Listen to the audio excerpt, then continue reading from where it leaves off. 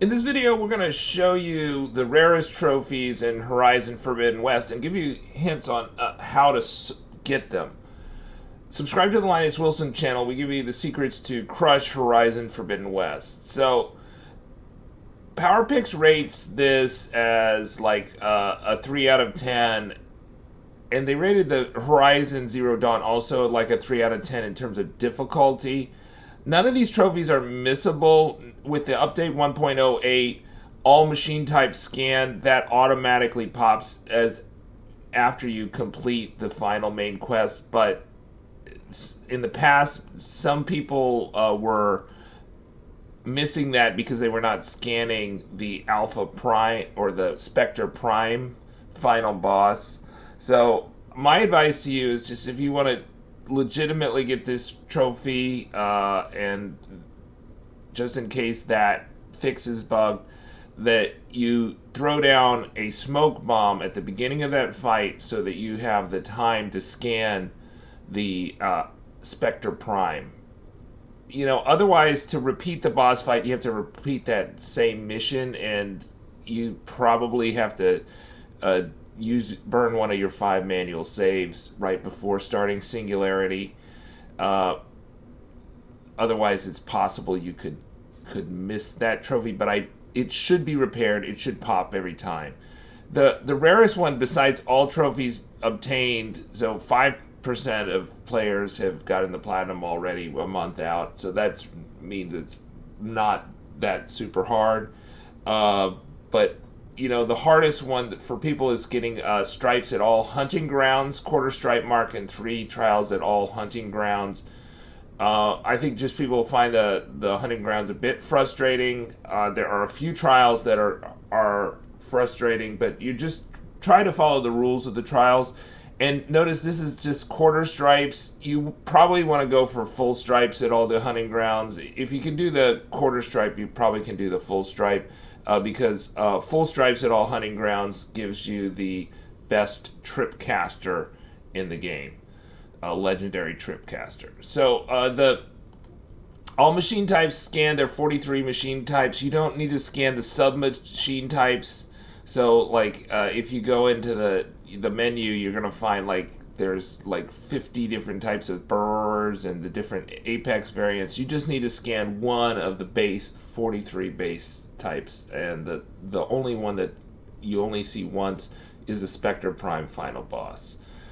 So there will be some spoilers in this, but it's just mild. We're just so that you can understand the trophies, but it's no deep story spoilers here.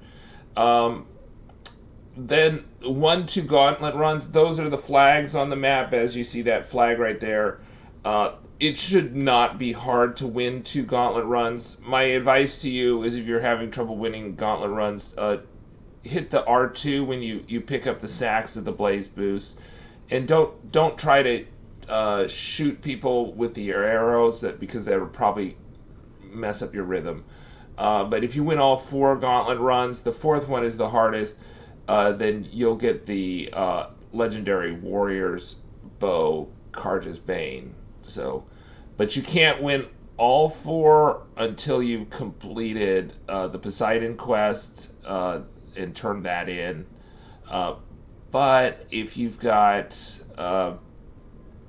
if you're past the base, then you can start doing the Gauntlet Runs. They're all past the base. Whereas the hunting grounds start before the base, but they're a couple after the base. And my other tip would be the hunting grounds. There is a respawning Tremor Tusk in the 4th hunting ground, the Rain Trace, that you can access at any time in the game if you need to farm those.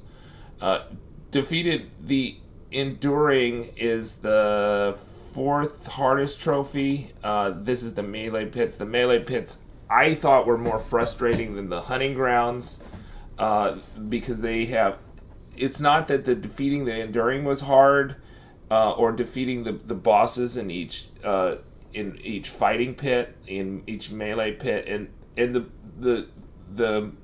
game is really good, especially if you're in guided.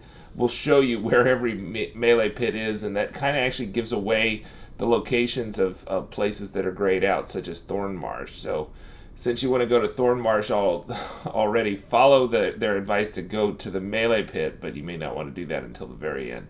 I also found that I fully upgraded the Ostrom Artificer armor set, and really at the melee pits, they, except for the boss fights with the pitmaster, you're not actually fighting. It's more like practicing combos, more or less.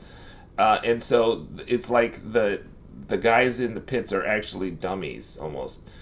It's more that you get the button presses right, and they can be frustrating, especially the one I found in Thornmarsh. There was one that involved 12 button presses in a particular sequence that was somewhat frustrating. Completing 2 flying mount quests. You cannot do this until you've completed Wings of the Ten. And it'll show you. I only found 2 flying mount quests. There's one like way up in the north, and then there's the one that will get you the legendary spike thrower. So you definitely want to get the one with the legendary spike thrower is going to be on the Isle of Spires in the settlement there, Legacy's Landfall, and just go to the boat and talk to the 2 ladies, and they'll give you that. And it'll show you in the actual menu, when you look at the quest, it'll say you can't do this until you get a flying mount, and you won't be able to get that flying mount prior to completing Wings of the Ten. Okay, defeated a Sarah, right? This is also towards a legendary weapon, the legendary elemental hunter bow. To get this, you're going to need to defeat a Sarah. There's 5 rebel camps, and then you'll get a 6th where a Sarah will be. A Sarah, I thought, was probably one of the toughest bosses in the game, although I was, in the end, able to cheese her from a distance. And you do have help that time, so I'd say probably the boss you have in Wings of the Ten is harder than a Sarah, but she's pretty hard.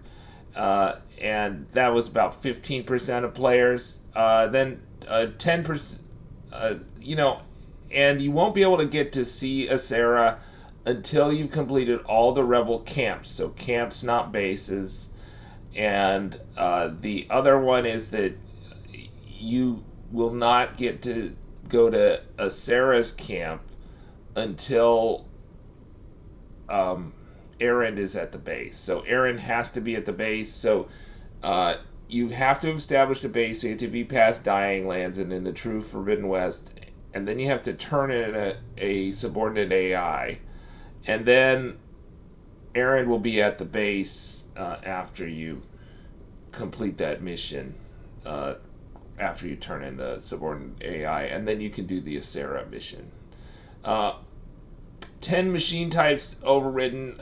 You need to do cauldrons for this, so you won't start out with enough overrides to do this. So, I saved, this was one of the last ones I did because I would save the cauldrons. I prefer the open world in terms of the cauldrons, but I did think the cauldrons were fun. You just 10 different machine types. The other thing is you cannot override Apex machines, so if you scan an Apex machine, don't sneak up on it. Let it be. You can only do a silent strike on it. You cannot override it. All cores overridden, right? So that's the core of every cauldron, right? I think, some of those cauldrons at the end were very difficult. I would say save the last cauldrons for the end. I don't think the machine overrides are that valuable in the sense that you can only have 2 machines at a time. You cannot speed up the time that you get the Sunwing. So the Sunwing is main story locked, so don't worry about overriding cores to get the Sunwing. The only thing and that's the only flying mount. You might want to override the core that I think it was Iota or relatively early, that has the claw striders because they're relatively good mounts, but also because that will help you with the obtain 3 stripes at all hunting grounds, because that's one of the challenges at Rain Trace, the last hunting ground. Defeated machine strike challengers. This was one that I saved towards the end. I tend to not like open world mini games. Machine strike, from what little I saw, seemed okay.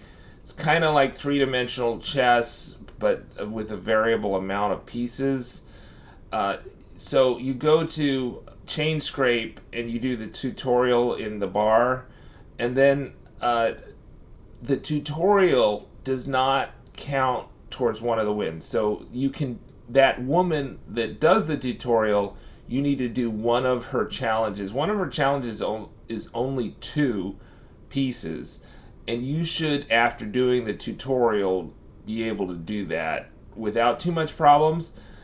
And then the second machine strike challenger you should do is the one let's see, right before the embassy, in that location, the last Karja camp before you enter the no man's land and Nutaro territory.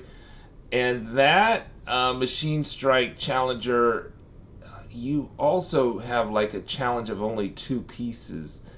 And so what you want to do is you want to choose, I think it's the 2 fang horns or something, and you want to be kind of on the right side of the board up in the hills, and then you should be able to beat him. But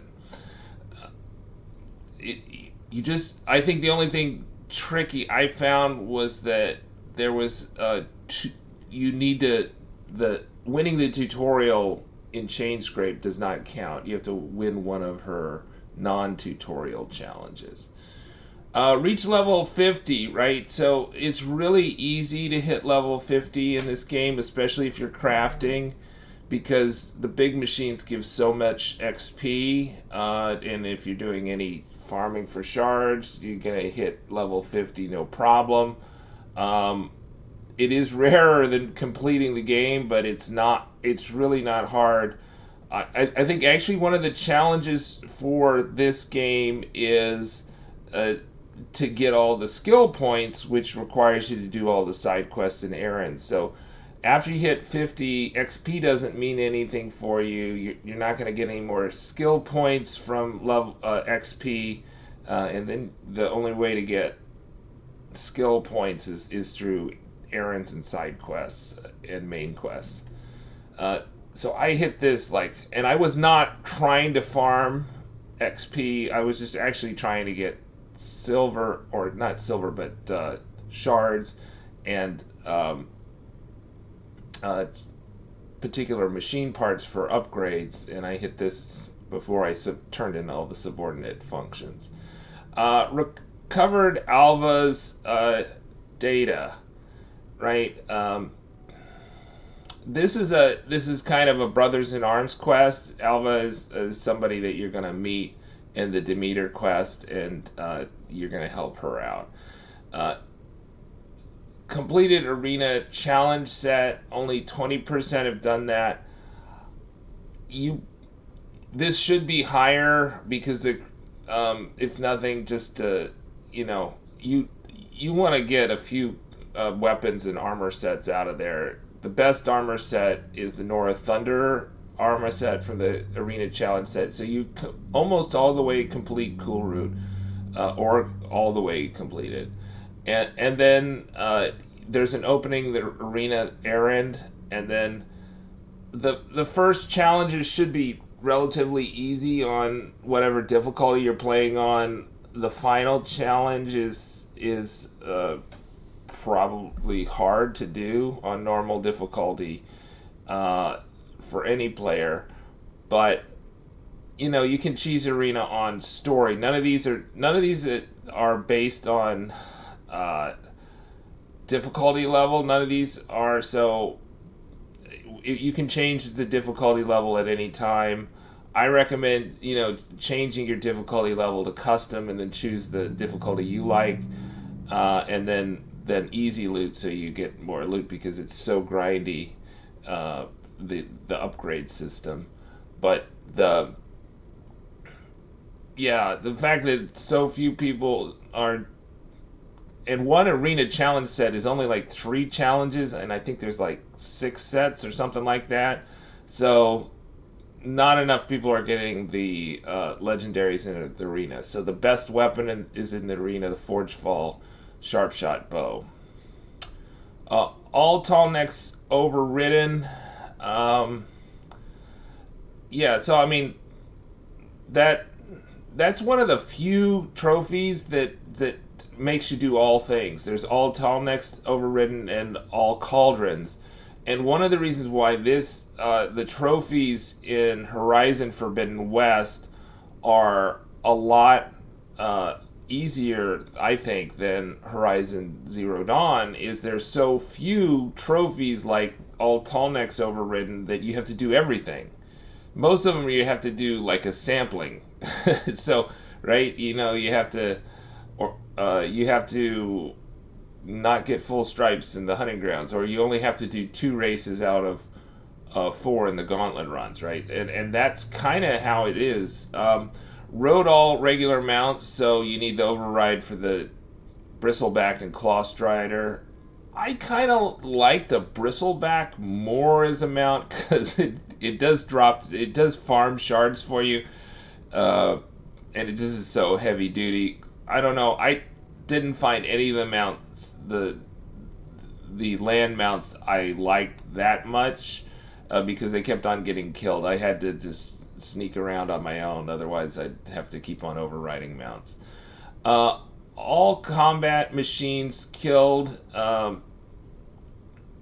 It's just what it says. So if you're killing all the 43 machine types and scanning all the 43 machine types, you're eventually going to get this. All acquisition machines killed. 80 Kotallo. This is another Brothers in Arms quest. You're not really going to get it until late in the story, and I think it's a quest line that you can follow. Okay, so now we're into the main story trophies, and so I think the main story trophies are just interesting that only less than a quarter of people over a month out have completed the main story. And I think this just reflects that people are still working on it. The people that bought on day one, I think they're still or in the first week, they're still we're still working on it. We're into it.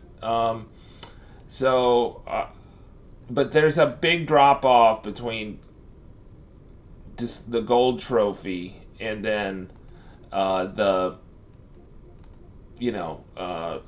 on Wings of the 10, right? There's it's 5% less, so that translates into 25% less, right? Because 22 over 27 is the 25% less. And then if we look, discovered Pharaoh's Fate. So it seems like there's a lot of people that are not got through the Pharaoh quest, which is a main quest, Pharaoh's Tomb. Flew on the Wings of the 10, main quest. A lot of people are taking their time between the gold trophy, discovered Nemesis, completed Singularity, completed the whole campaign, versus flew on the Wings of the 10. And they should, because you should level up. A lot of things open up to you once you fly on the Wings of the 10. So I think people are exploring, and I think that's good. And then if you look at the main quests, recovered Demeter, right? So that's one of the subordinate AIs, and we get to 37%. That's the highest level one. 47% have recovered Aether, right? So that's about half the people who played the game. And then if we go all the way down, reached the Daunt, 85%. Attended the embassy, 75%, right?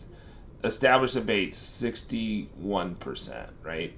So I think that there's kind of a big drop off post base, and so it's conceivable there's a lot of people that are just taking their time with the game, and so I suspect, I think we're, I think it was over 30%, like 35%, that completed the main story in Horizon Zero Dawn, and almost half completed the main story in, according to the trophies, over a year out for Ghost of Tsushima. So I think that to me says that there's still a lot of people playing this game, that they've not finished the main quests, and they're working on it. And so I would assume eventually the gold trophy is going to be, 35%, 45%, in that range. Maybe as low as 30%. But I think it's going to be higher than. I actually think it'll be 35 to 50%. I think it's going to be higher because the Horizon Zero Dawn was basically given away free during the stuff that happened to the world around 2007. So a lot of people just have it, but they haven't, really done anything in it. Whereas I think the people that buy it are much more motivated. Okay, so let's go back to the gold trophy. Okay, an entire skill tree learned. So that's about the same percentage as the trophy. I would say my take would be the skill tree you should learn is the hunter tree and maybe the infiltrator tree. Those I think are the most important to get. But there are some good ones that are on the survivor tree, right, too. So and it's going to depend, of course, on your play style. But like I said, you can get to level 50, you complete all the main quests. You're not going to get everything in the skill tree. You're going to have to do all the side quests. I think the other thing is maybe some of the drop off is due to the fact that once you get the subordinate AI and you turn in all those 3 quests and you get the vine cutter and then you get the breathing apparatus, then a lot of the side quests and side content opens up to you. So I think a lot of people are kind of they get these tools and then they start doing the side content, whereas you kind of have to ignore a lot of the side content because you just don't have the tools to do it before you turn in the subordinate AI after you establish the base. So upgrade 3 outfits, almost as rare. That's not very many. And the green ones are really easy to upgrade. The completed the long glide should be super easy once you get the Sunwing. So just fly up and do that. But I do have a video on a mountain that you can get the long glide off if you don't have the Sunwing. Heal the land gods. This is a Brothers in Arms quest to use dye flowers. So that's a really easy one. You just go to, I think Plainsong has a dyer in the settlement. A lot of the major settlements have dyers, and it just looks cool. You're going to get the dye flowers from climbing. There's those dyes are on rock walls. Upgraded every pouch type. This is not actually upgrading every pouch type. I'm surprised at how many people have done it, but yeah, it's upgraded the food pouch, potion pouch, resource pouch, trap pouch, and any ammo pouch. So just one ammo pouch, the food pouch, resource pouch, and trap pouch, and not to the full level. It's just I just recently upgraded every pouch, and I was surprised because I thought I'd done it relatively earlier, and then I bought 2 new weapon types, and then I had more upgrades to do. So it's really involved to totally upgrade them, but to upgrade them once or twice, not so bad. A lot of the pouch upgrades are kind of story lock that you need to be post the base to do those upgrades. Flew on the Wings of the Ten, that's where you get the Sunwing. Chose a Desert Commander. People point to this quest because there's an actual choice and consequence in this. One of the few quests that are like that. I don't think there's any kind of choice and consequence in the main quest, to be honest. But the Chose the Desert Commander, yes, there is. Obtain 3 stripes at a hunting ground. I think you pick this up. There's like a small settlement just south of the base where you start this quest line. And I think Drakka is who you need to talk to first. Obtain 3 stripes at a hunting ground. Okay, yeah, so just 1 hunting ground. So it's kind of giving you towards that final trophy. And it's just quarter stripe, not full stripe. Discover Pharaoh's Fate main story quest. Pharaoh's Tomb is the only way to unlock the Isle of Spires, so you need to start that quest to unlock the Isle of Spires. Enhanced weapon with coils. Yeah, you just put some coils on a weapon with a weapon with at least 2 coils. So it needs to be a higher level weapon, somewhat upgraded. I think the highest level up weapons have 5 coils. The legendaries, if they're totally upgraded. Completed 4 rebel outposts. So yeah, it just shows that not many people are using coils, essentially. Completed 4 rebel outposts. That's not many. I think there's almost 20, something like that. So just done a few. I recommend completing the rebel outpost right next to the Thunderjaw in the No Man's Land after you complete the embassy, because that respawns shards. Recovered 5 different collectibles. 1 survey drone, 1 black box, 1 relic ruin, 1 vista point, and 1 signal tower. So yeah, so those collectibles, the black boxes will give you the Wings of the Ten blast sling if that's not bugged for you, and then the signal towers, you get that in the Daunt. And the survey drones, they've got a mechanic at the base for the survey drones. They're really hard to get, actually.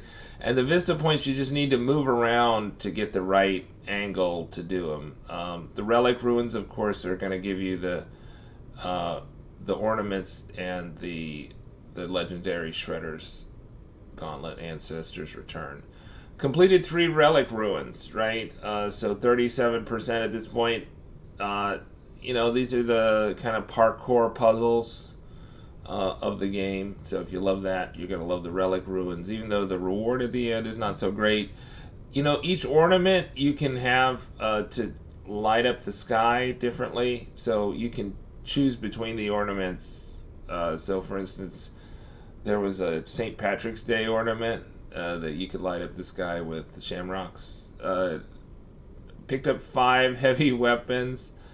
There you go. Whenever somebody drops whenever a machine or a rebel drops a heavy weapon, pick it up, even if you don't use it, and this will pop eventually. It has to be 5 different ones. So the machines are going to have different ones than the people. I think if you're just picking up the people, you might not be able to get all 5. But if you're picking up the machines, dislodging those are also weak points. So dislodging the cannons on the big machines, such as the Thunderjaw, will take out their health relatively quickly. Recovered Demeter. This gives you the Vine Cutter's main story quest away in the west. All transport machines killed. So there you go. Just recon machines kill, just kill every machine you see, or at least each machine type at least once. And then used all elemental states, right? So use your purge water, probably is the last one you'll do. Use the, and you know they're not just on bows, they're also on the tripcasters and stuff. So fire, acid, frost, purge water, plasma. I think those are it. And then reached level 30. Only 40% have done that. Got to level 30. I think the highest main quest is like 35, maybe 32. So you're basically leveled up for almost everything in Horizon Forbidden West.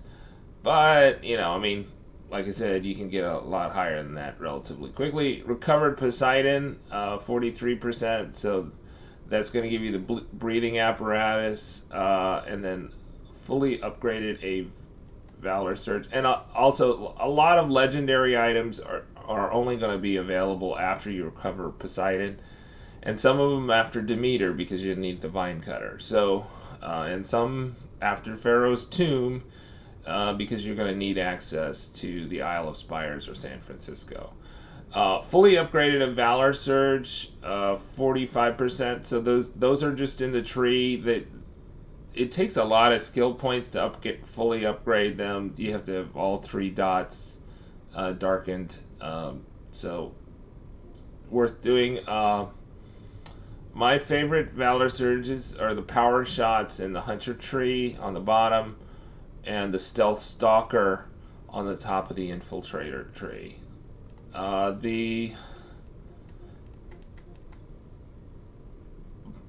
to be honest, I try not to use my Valor Surge except for the ammo glitch, which is Power Shots for the ammo glitch, which may or may not be in force when you hear this. It is now, but I don't know. You could hear this years from now. Recovered Aether, right? That's the lowest level subordinate function. So there's Broken Sky and Cool Root you need to complete. Recovered Beta, right? So once you turn in a subordinate function, you're gonna find out who Beta is, or you get to recover her. Complete a set of salvage contracts.